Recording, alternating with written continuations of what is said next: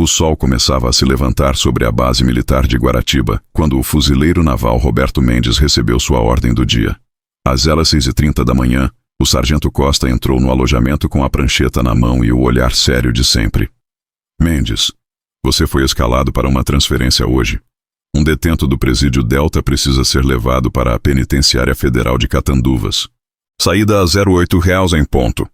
Roberto assentiu, levantando-se de sua cama com a disciplina militar que havia cultivado durante seus 8 anos de serviço. Aos 32 anos, ele já havia participado de dezenas de operações, mas transferências de prisioneiros eram consideradas missões de baixo risco, rotineiras, quase entediantes. Após o café da manhã no refeitório, Roberto dirigiu-se ao arsenal da base. Retirou sua pistola Taurus PT-92, munição regulamentar, algemas reforçadas e o colete balístico.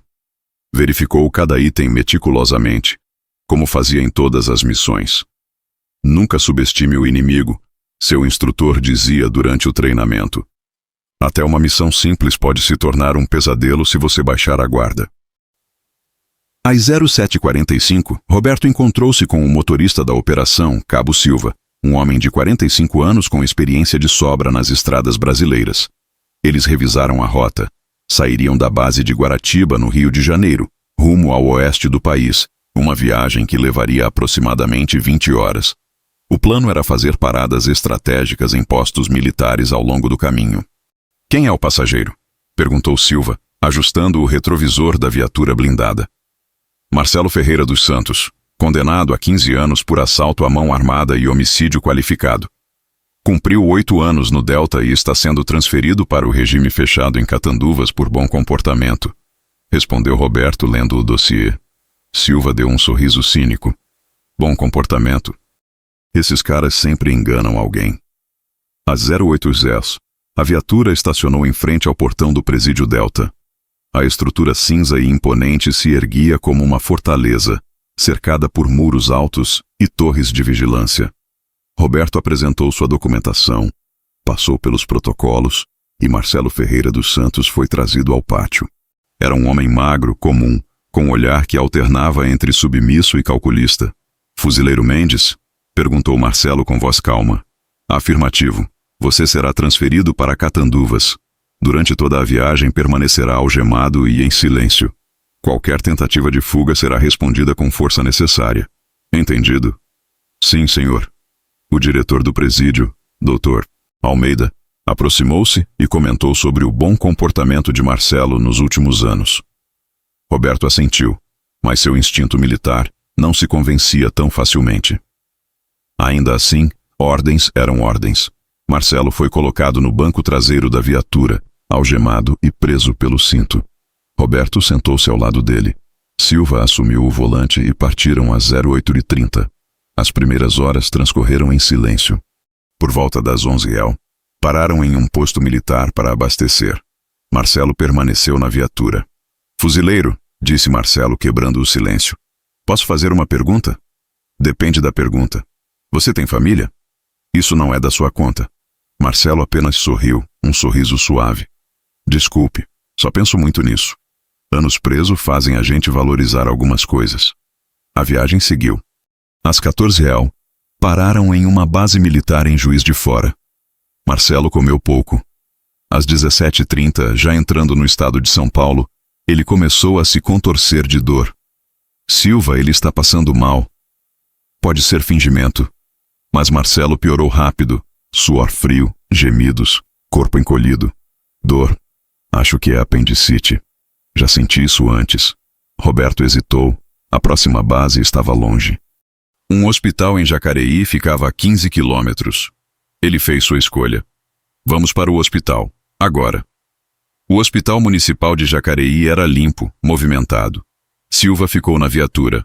Roberto entrou com Marcelo quase desmaiando. Uma enfermeira trouxe cadeira de rodas.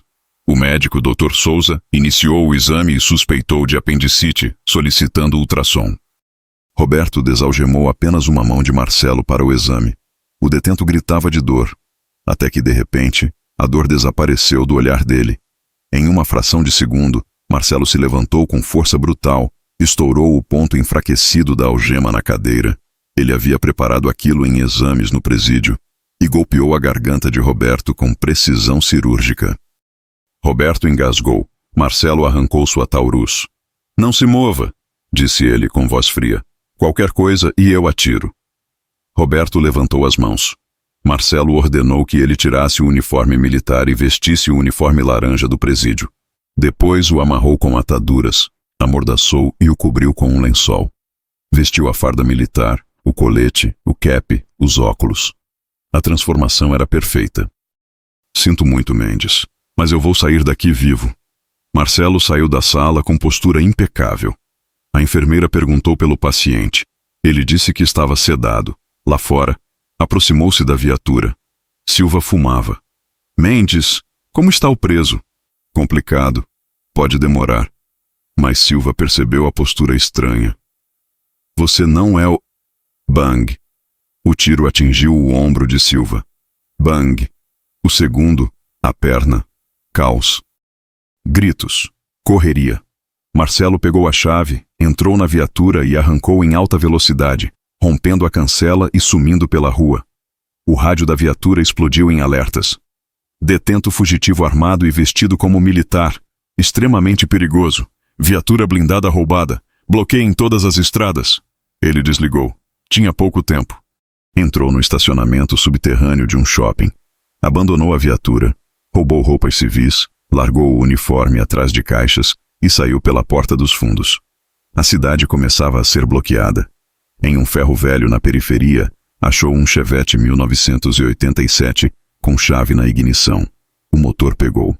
Ele arrombou a cerca pelos fundos e pegou uma estrada de terra. Nenhuma sirene, nenhuma viatura. Enquanto o sol sumia, Marcelo dirigiu rumo ao nada, livre, por enquanto.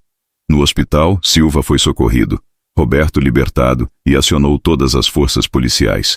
A viatura foi encontrada no shopping e o uniforme militar no provador. Marcelo havia sumido. Meses depois, rumores diziam que um homem parecido com ele trabalhava em uma fazenda no Paraguai. Nunca confirmado. A fuga de Marcelo virou lenda.